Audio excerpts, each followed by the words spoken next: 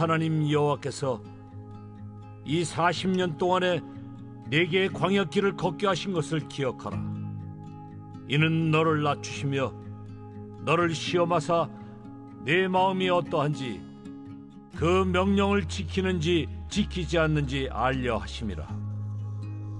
너를 낮추시며 너를 줄이게 하시며 또 너도 알지 못하며 내 조상들도 알지 못하던 만나를 내게 먹이신 것은 사람이 떡으로만 사는 것이 아니요 여호와의 입에서 나오는 모든 말씀으로 사는 줄을 내가 알게 하려 하심이니라.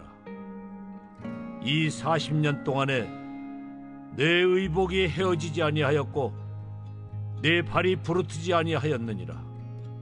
너는 사람이 그 아들을 징계함 같이 내 하나님 여호와께서 너를 징계하시는 줄을 마음에 생각하고 내 하나님 여호와의 명령을 지켜 그의 길을 따라가며 그를 경외할지니라.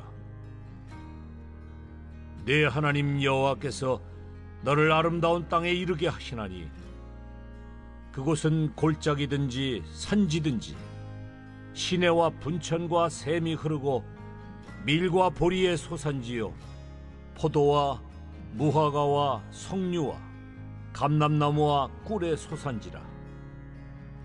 네가 먹을 것에 모자람이 없고 네게 아무 부족함이 없는 땅이며 그 땅의 돌은 철이요 산에서는 동을 캘 것이다.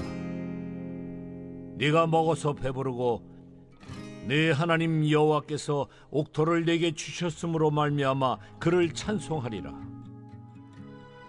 할렐루야. 21일 베델 기도를 통해서 은혜 많이 받으셨죠? 오늘 사랑하는 가족과 함께 3주차 가정예배로 드리는 여러분들의 가정 가운데 하나님의 은혜가 가득하시기를 간절히 축복드립니다. 여러분, 내일은 추수감사 주일입니다.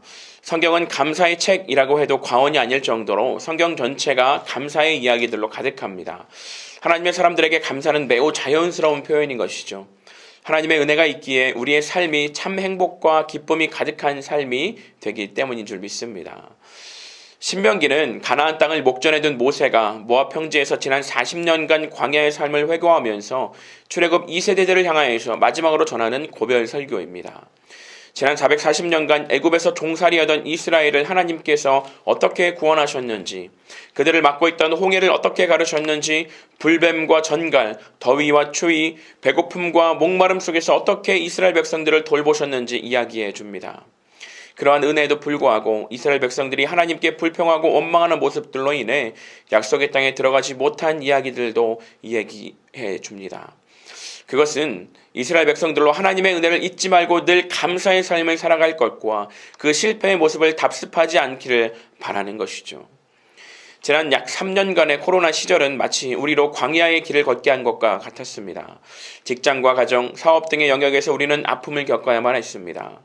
그런데 참 감사한 것은 그러한 어려움이 있었기 때문에 우리는 하나님을 찾게 되었던 것이죠. 우리의 삶이 그저 떡으로만 사는 것이 아니라 하나님의 말씀이 능력임을 깨닫게 되는 것이었던 것이죠. 오늘 3절을 말씀해 보니까 너를 낮추시며 너를 줄이게 하시며 또 너로 알지 못하던 내 조상들도 알지 못하던 만나를 내게 먹이신 것은 사람이 떡으로만 사는 것이 아니요 여호와의 입에서 나오는 모든 말씀으로 사는 줄을 내가 알게 하려 하심이니라. 물론 우리는 지금도 어려운 현실 가운데 있을지 모릅니다. 그러나 부유하게 세상 속에 거하는 것보다 어려울지라도 하나님 안에 있음이 은혜임을 기억하며 감사하는 가정들이 되시기를 간절히 축복드립니다. 여러분, 하나님은 우리가 지나온 과거의 뿐만 아니라 지금 이 순간에도 우리와 함께 하시는 줄 믿습니다.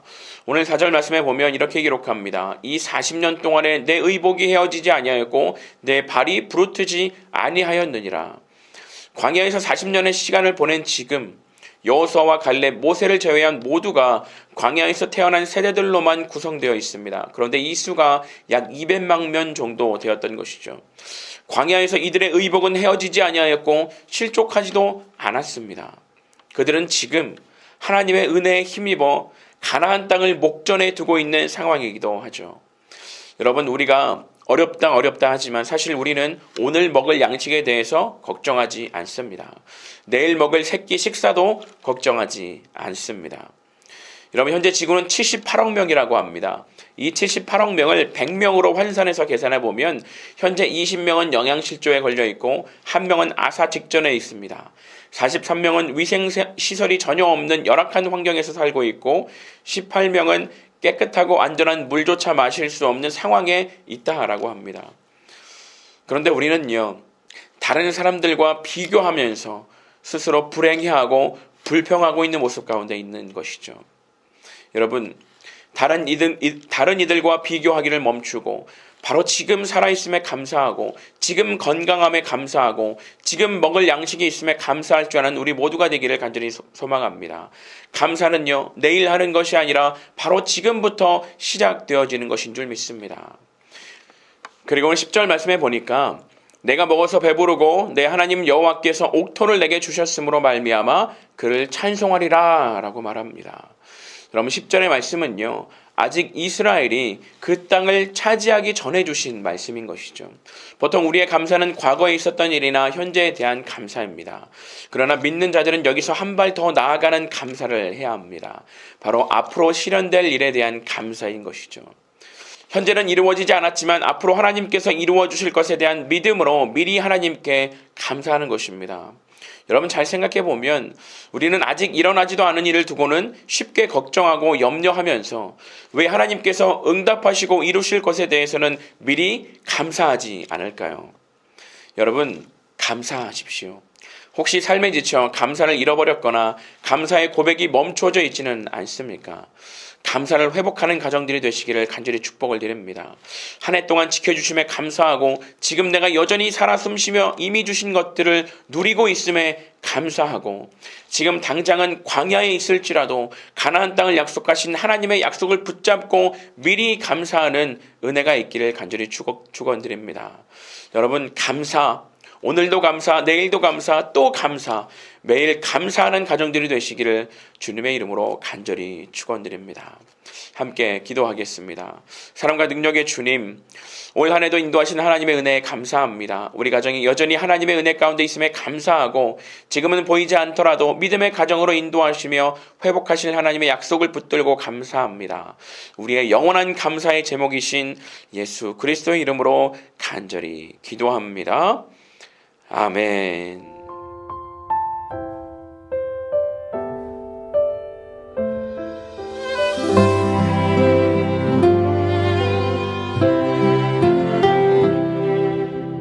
겸손히 울리는 나의 기도, 간구보다 감사를 드립니다.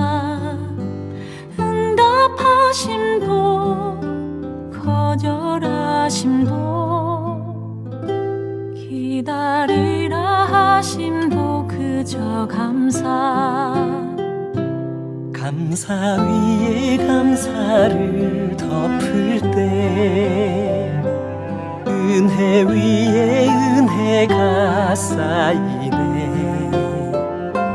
모든 일에 감사, 모든 순간에 그리 아니하실지라도 감사.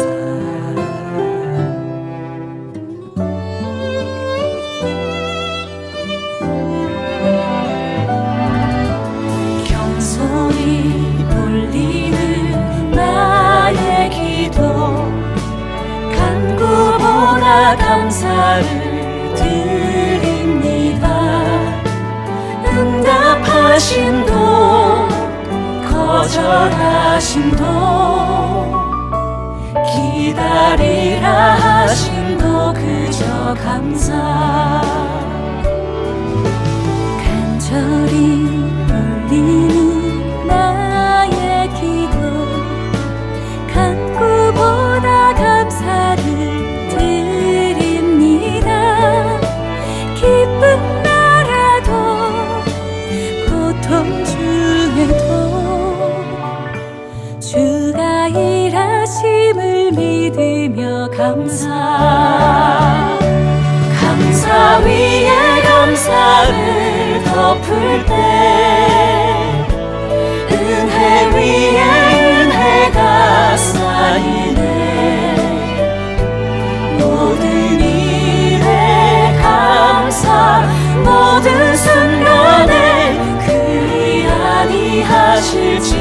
하실지라도 감사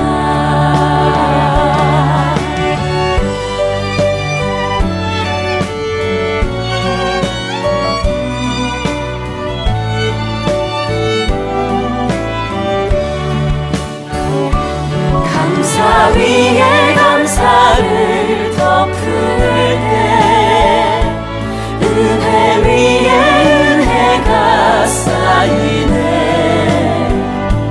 모든 일에 감사 모든 순간에 그리 아니하실지라도 감사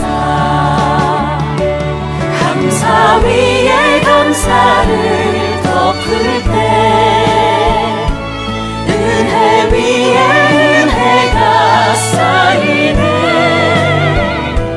모든 일에 감사 모든 순간에 그리 아니하실지라도 감사 감사 위에 감사를 덮을 때